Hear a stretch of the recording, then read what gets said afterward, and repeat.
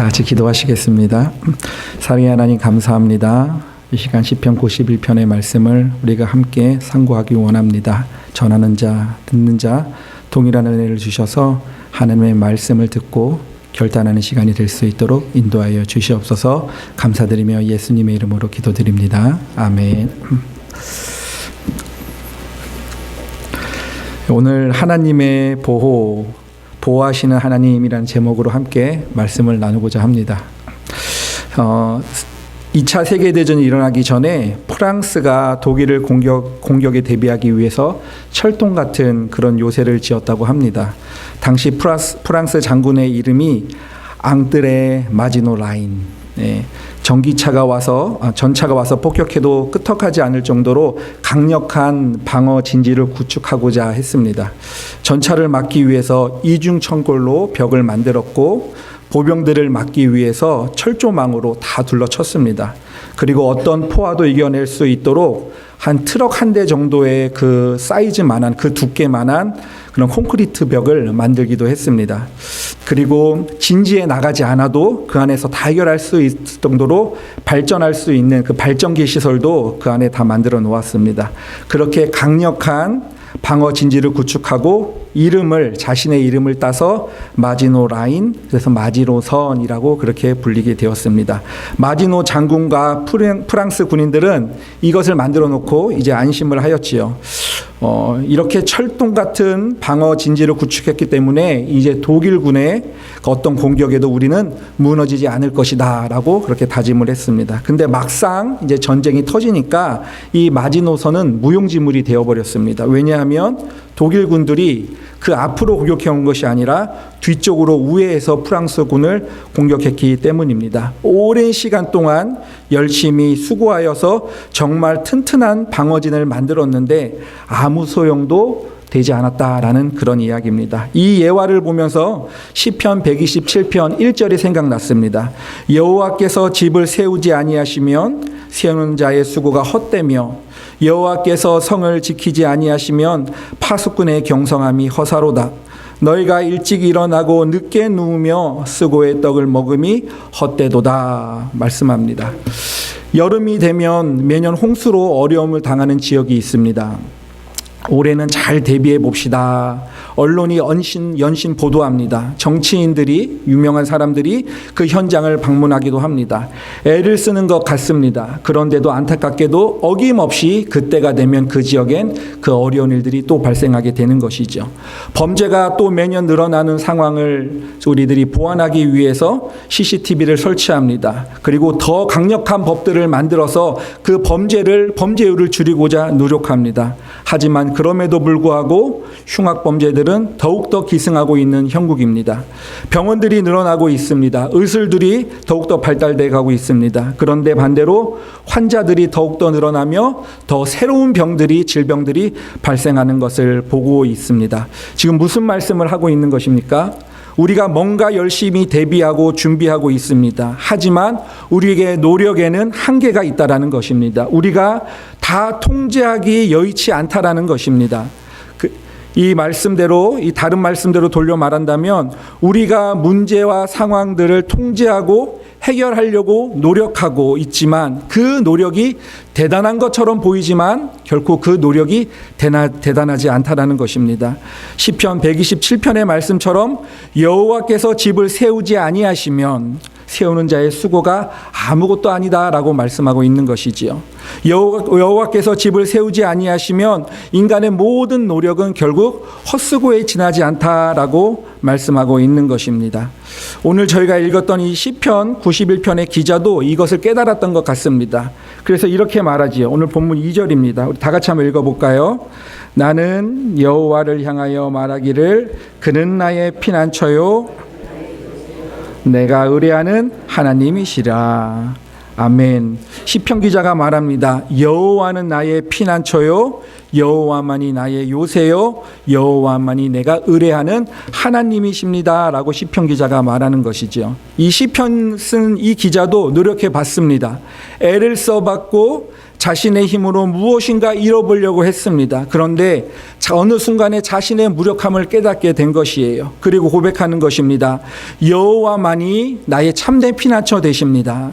여호와만이 나의 요새시고 그분만이 나의 참된 하나님이 되십니다 라고 이 시편 기자가 고백하고 있는 것입니다. 그렇다면 이 시편 기자는 누구일까요? 누가 이런 고백을 할 수 있는 것일까요? 보통 시편에는 표제가 있습니다. 그래서 1절 위에 보시면 작은 글씨로 파란 글씨나 노란색 글씨로 이 시편의 저자가 누구인지, 그리고 이 시편의 배경은 어떠했는지, 혹은 어떤 식으로 이 시편을 불러야 되는지 아주 짤막하게 이렇게 기록해 내온 표제가 있습니다. 그런데 시편 91편을 보니까 아무런 표제도 없지요. 1절 위에 아무런 표제도 쓰여 있지 않습니다. 그래서 보통 이 시편 91편을 앞에 장인 시편 90편과 연결해서 보고 있습니다. 그래서 시편 90편과 91편은 하나의 저자가 썼다라고 그렇게 보고 있죠. 90편 한번 보겠습니다. 90편 위에 보면 뭐라고 쓰여 있죠? 의 사람 모세의 기도라고 되어 있습니다. 그러니까 시편 90편, 91편이다 모세가 쓴 시다라는 것입니다. 그럼 90편의 내용은 무엇이냐면 90편의 내용을 한 문장으로 정리한다면 인간은 연약하다입니다. 그리고 그 연약한 사람들이 살아가는 그 인생은 매우 짧다라는 것입니다. 그리고 그 짧은 인생에서 우리가 자랑할 것은 수고로운 것밖에 없다라고 이렇게 말씀하고 있는 것이 시편 90편입니다. 시편 90편 9절 한번 보시겠습니다. 9절. 우리의 남은 날이 주의 분노 중에 지나가며 우리의 평생이 순식간에 다였나이다. 우리의 연수가 70이요 강건하면 80이라도 그 연수의 자랑은 수고와 슬픔뿐이요 신속히 가니 우리가 날아가니이다 라고 말씀을 합니다. 우리의 모든 날이 주의 분노 중에 있다고 합니다. 수고와 어려움이 있는 날이죠. 그리고 그것이 지나간다고 합니다. 한순간들의 그 날들이 다 지나간다고 말합니다. 우리의 평생이 순식간에 다이었다. 눈 깜짝할 사이에 우리의 인생이 다 지나간다고 말합니다. 그리고 10절에 보니까 연수가 70이요 강건하면 80이라. 그리고 그 짧은 인생 가운데 자랑할 것이 무엇이냐? 수고와 슬픔뿐이다 라고 이렇게 말씀하고 있습니다. 지금 이 시편은 앞에서 말씀드린 것처럼 모세가 지은 시편입니다. 모세가 지었습니다. 언제 지었는지 해석은 다분합니다. 그런데 광야 생활 마지막쯤에 그가 광야의 그 생활을 끝낼 그쯤에 이 시편을 지은 것이 아닌가라고 그렇게 보고 있습니다. 광야의 마지막 그때에는 이제 곧 이스라엘 백성들이 광야에 들어가게 되는 그 하나님의 언약이 성취되는 그 순간입니다. 또 한편으로 다른 편으로 보자면 하나님의 심판이 또 있었지요. 이 모든 백성들, 출애굽한 모든 백성들은 이 광야에서 죽고 모세도 죽고 이 광야에서 태어난 그 다음 세대들만 가나안에 들어가게 된다는 그 하나님의 심판 또한 성취되는, 다시 말해서 하나님의 언약이 완성되면서 하나님의 심판이 성취되는 그때가 광야의 마지막이라는 것입니다. 민수기에 보면 당시에 출애굽했던 그 사람들 가운데 20살이 넘어서 20세가 넘어서 전쟁에 참여할 수 있는 그 수를 카운트했더니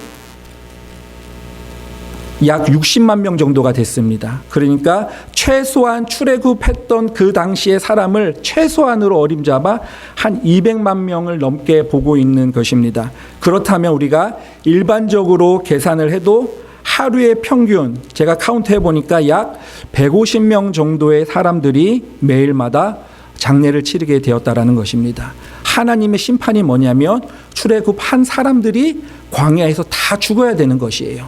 그리고 광야에서 태어난 그 새로운 사람들이 가나안 땅에 들어가는 것입니다. 그래서 모세가 쓴 이 마지막 때는 하나님께서 언약하셨던 너희가 가나안 땅에 들어갈 것이라는 하나님의 그 언약이 성취되는 그때이기도 하지만 하나님께서 그 모든 이들이 죽어야 된다는 하나님의 그 심판이 완성되는 그때라는 것입니다. 그러니까 매일마다 150명 이상의 사람들이 죽어나갔다는 것이죠.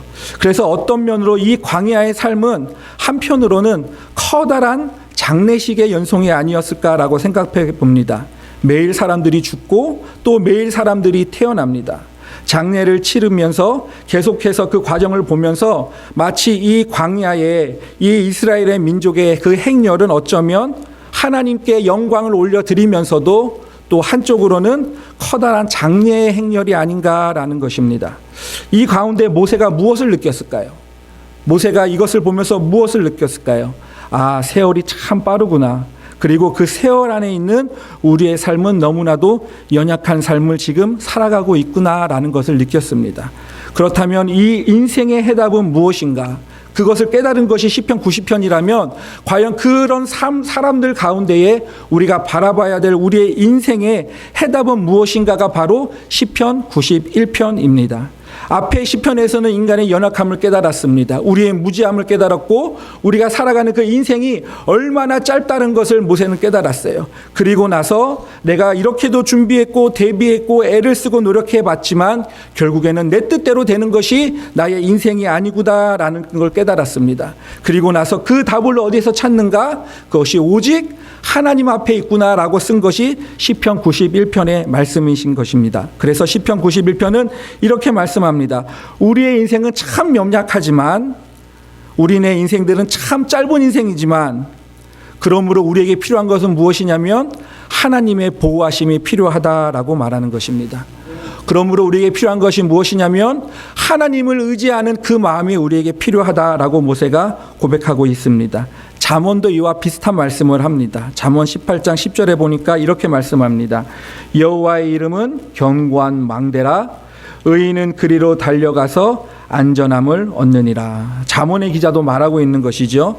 우리의 인생에 보호받기 위해서는 우리가 우리의 인생의 보호를 얻기 위해서는 오직 여호와의 이름 안에만 그 안전함, 그 보호함이 있다라고 지금 말씀하고 있는 것입니다. 그리고 그것을 깨닫는 자, 그래서 그 보호함을 하나님의 보호함을 빨리 받기 위해서 여호와께로 달려가는 자, 그 자가 곧 의인이다라고 지금 말씀하고 있는 것입니다. 이사야 31장에도 보면 이런 말씀을 합니다.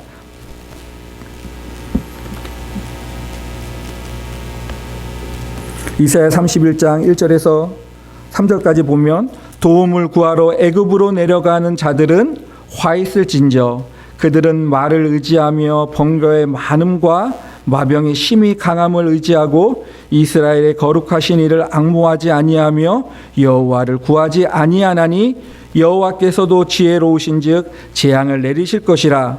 그의 말씀을 변하게 하지 아니하시고 일어나사 악행하는 자들의 집을 치시며 악행을 돕는 자들을 치시리니 애굽은 사람이요 신이 아니며 그의 말들은 육체요 영이 아니라 여호와께서 그의 손을 펴시며 돕는 자를 넘어지고 도움을 받는 자도 엎어져서 다 함께 멸망하리라 라고 말씀합니다. 무슨 말씀이냐면 내가 어려움을 당했습니다. 그래서 그 도움이 필요합니다. 보호함이 필요합니다. 그래서 애굽으로 내려가서 지금 도움을 요청하는 거예요.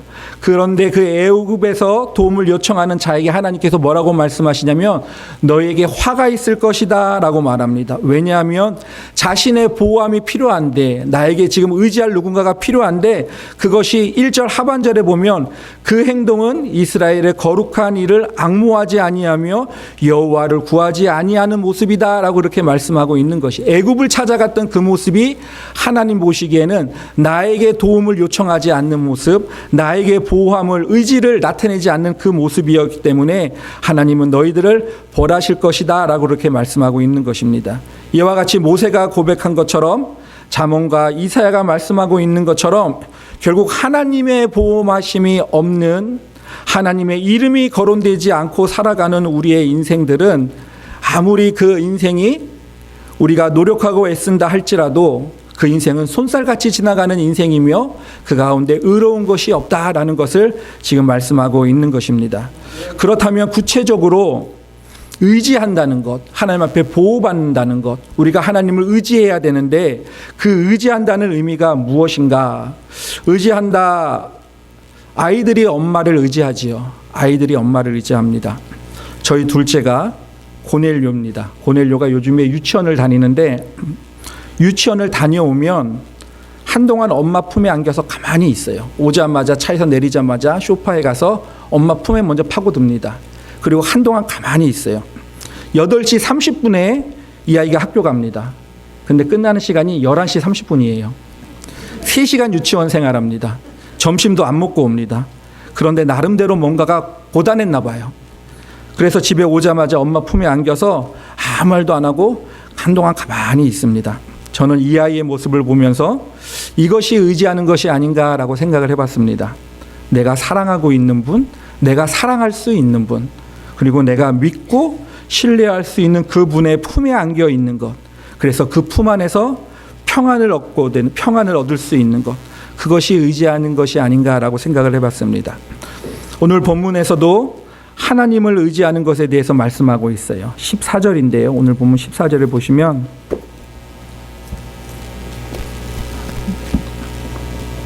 하나님이 이르시되 그가 나를 사랑한즉 내가 그를 건지리라. 그가 내 이름을 안즉 내가 그를 높이리라. 하나님께서 말씀하시는 겁니다. 하나님이 이르시되 저가 나를 사랑한즉, 또 말씀합니다. 그가 내 이름을 안즉. 여기 보시면 모세가 하나님 앞에 내가 하나님을 사랑합니다라고 말하고 있는 것이 아니에요. 하나님께서 보시기에 그가, 내가 보니까 그 모세가 나를 사랑한 것처럼 보였다라고 지금 말씀하고 있는 것입니다. 내가 보니까 그 모세가 나를 알고 있는 것처럼 보였다라고 지금 말씀을 하고 있는 것입니다. 이 모습이 곧 하나님을 의지하는 자의 모습입니다. 아이가 엄마 품에 있을 때에 그 아이가 엄마를 의지하고 있다라는 것을 누가 먼저 알까요?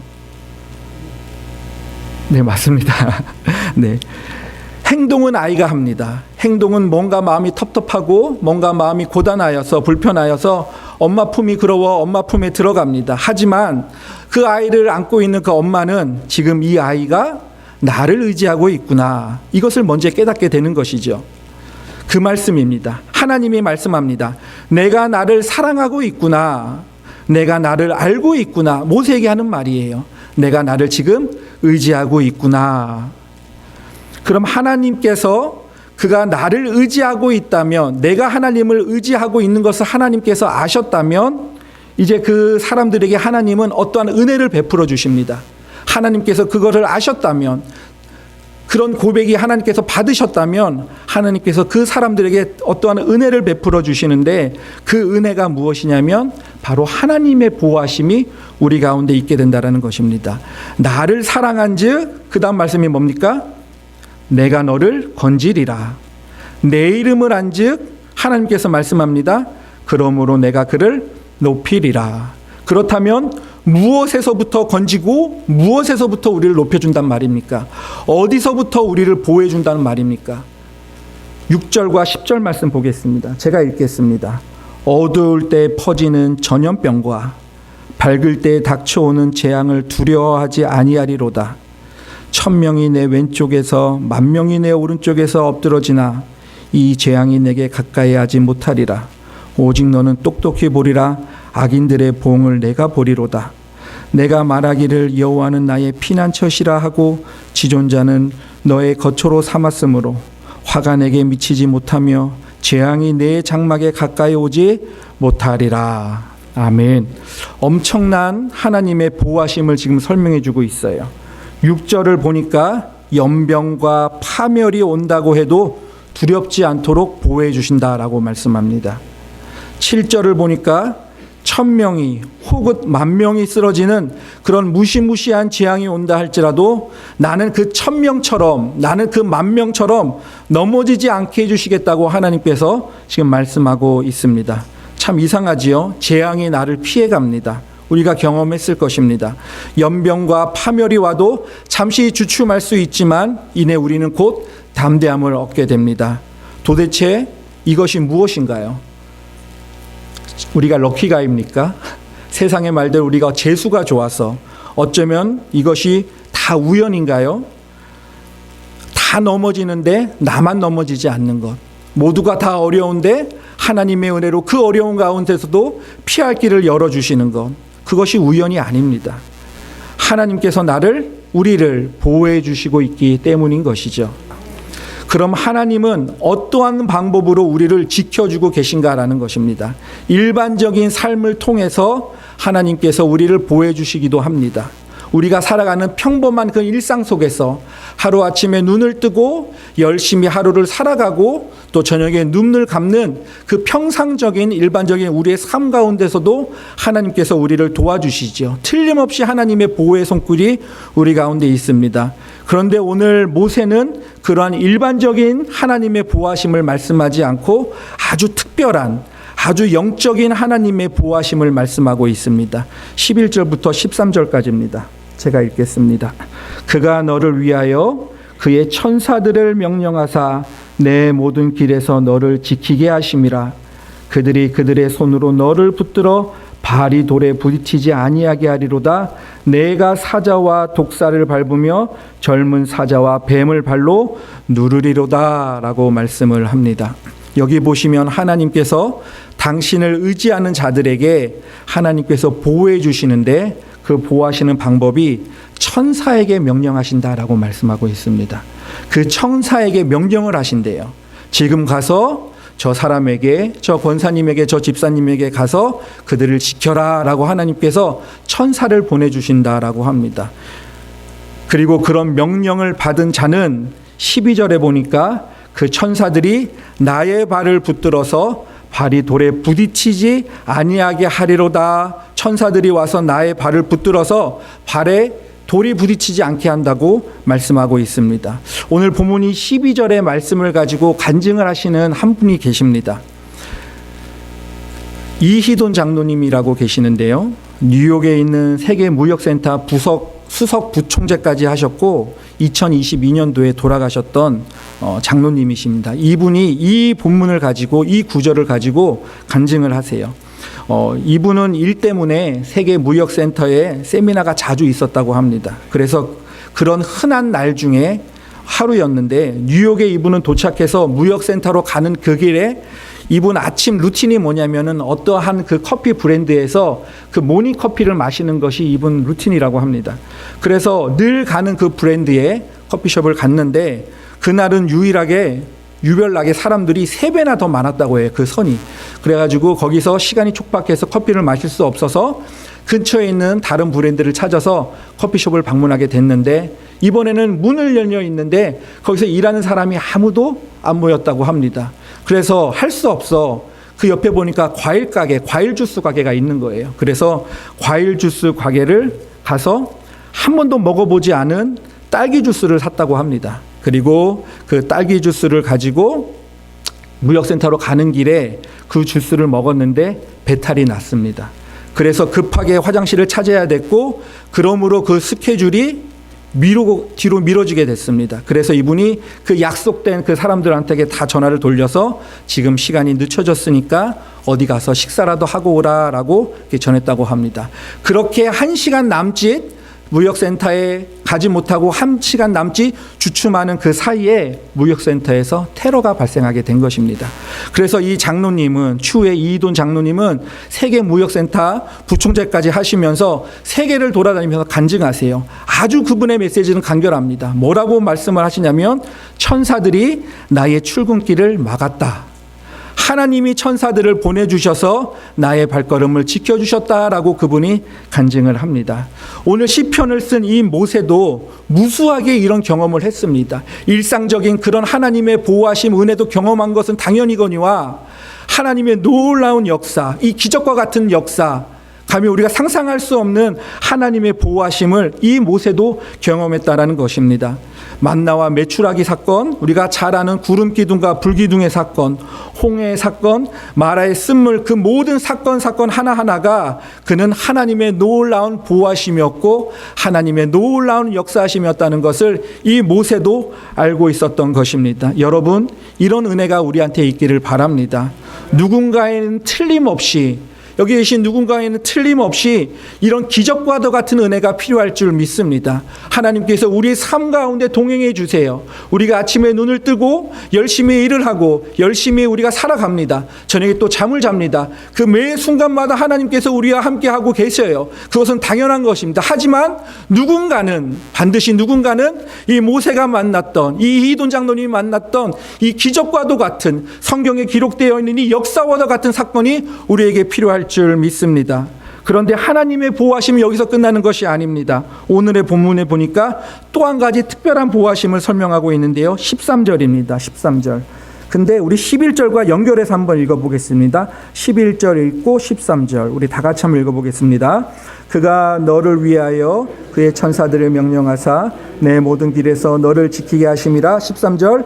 내가 사자와 독사를 밟으며 젊은 사자와 뱀을 발로 누리르르다 라고 합니다. 보통 보호를 받다, 누구를 의지한다라는 그런 단어의 이미지를 떠오르면 아까 말씀드렸던 것처럼 아이가 엄마 품에 있는 그런 이미지를 우리가 생각합니다. 그래서 보호받다, 우리가 의지하다, 다른 말로 편안해 보인다, 안식을 누리고 있다라고 우리는 생각을 합니다. 그런데 천사의 보호를 받게 해주신다고 말씀하시면서 여기 보니까 사자와 독사를 밟게 해주신다라고 말씀합니다. 천사의 보호를 받게 해준다면서 또 뭐라고 말씀하시냐면 젊은 사자와 뱀을 발로 누르리로다 라고 이렇게 말씀을 하고 있어요.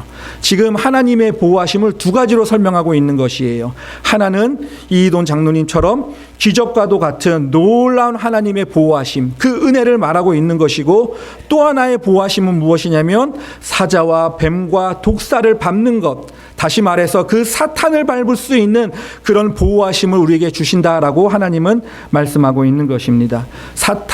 사자와 독사, 뱀은 모두 사탄을 말하고 있는 것이죠. 성경에서 사탄이나 악한 세력들을 말할 때 사자로 표현하기도 합니다. 운사자와 같이 사자로 표현하기도 합니다. 그리고 죄를 유발시키는 그 유혹자, 그들을 빗대어 말할 때 뱀 혹은 독사라고 말하기로 합니다. 그런 사탄에게 지금 무엇을 하라고 하시는 것입니까? 밟으라는 것입니다. 발로 밟아라. 발로 그들을 눌러버려라. 그것이 하나님의 보호하심이다라고 지금 말씀하고 있는 것이에요. 고대 근동에서 전쟁을 합니다. 두 나라가 전쟁을 합니다. 승리한 나라가 있고 패배한 나라가 있을 것이에요. 승리한 나라의 왕이 패배한 나라의 왕을 끌고 갑니다. 자기 본국으로 끌고 가요. 비참하게, 아주 비참한 모습으로 끌고 갑니다. 그리고 나서 그 모든 백성을 보는 앞에서 승리한 왕이 패배자의 왕을 눕힙니다. 그리고 승리한 왕의 발을 패배자의 머리 위에 얹고 그 머리를 밟습니다. 그러면서 내가 이 전쟁의 승리자라는 것을 선언하는 것이죠. 모든 사람 앞에서 공포하는 것입니다. 내가 승리자고 내가 이 전쟁에서 이겼다. 내가 지금 적국의 저 왕의 머리를 내 발로 밟고 있는 것을 너희들이 다 보고 있지 않느냐? 그것을 만인 가운데 공포하고 있는 것입니다. 지금 하나님께서 우리를 보호해주고 계시는데 그 보호하는 방법이 사자와 뱀과 젊은 사자와 독사를 발로 밟으라라는 것입니다. 예수님과 사탄이 전쟁을 했어요. 예수님과 사탄이 전쟁을 했습니다. 그런데 예수님께서 당연하게 이기셨습니다. 그래서 예수님께서 사탄의 머리를 밟으셨어요. 그런데 우리가 그 예수님을 믿기 때문에, 우리가 그 예수님을 나의 구주로 믿기 때문에 지금 예수님께서 말씀하시는 것입니다. 내가 그 사탄의 머리를 밟았기 때문에 너희들도 그 사탄의 머리를 밟아야 된다.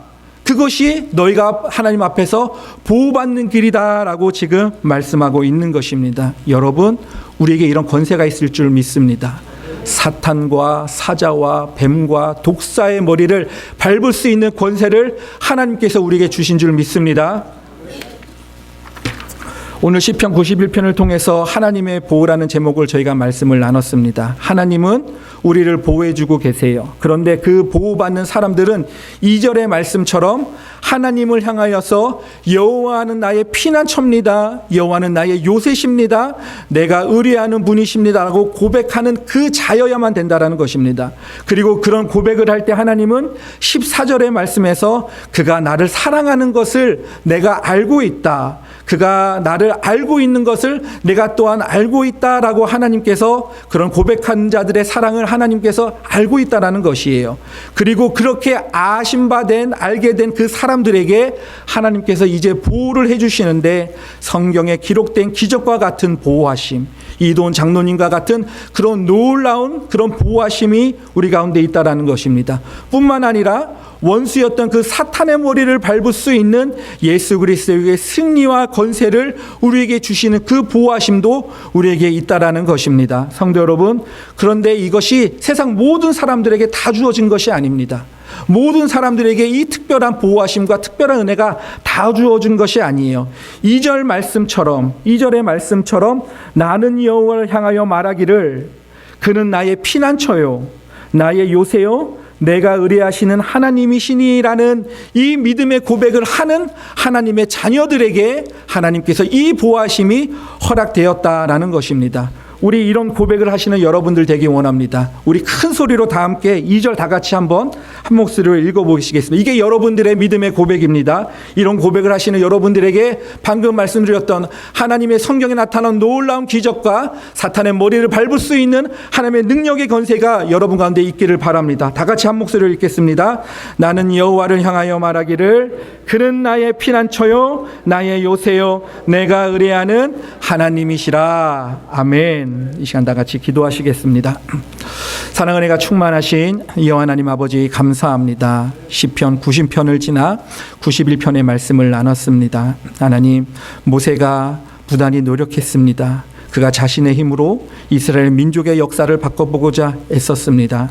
하지만 하나님, 먼 훗날 모세가 깨달은 것은 우리의 삶은 연약했던 것이고 나의 인생은 참 빨랐던 것이고 그 안에 서 있는 우리의 삶의 인생은 결국 수고와 어려움밖에 없었다라는 것을 고백합니다. 그렇기에 모세는 눈을 들어 이제 하나님을 바라봅니다. 하나님을 의지하고 나의 요새라고 고백합니다. 그럴 때 하나님께서 그 모세의 마음을 아시고 모세를 보호하기 시작합니다. 이스라엘 백성들을 보호하기 시작합니다.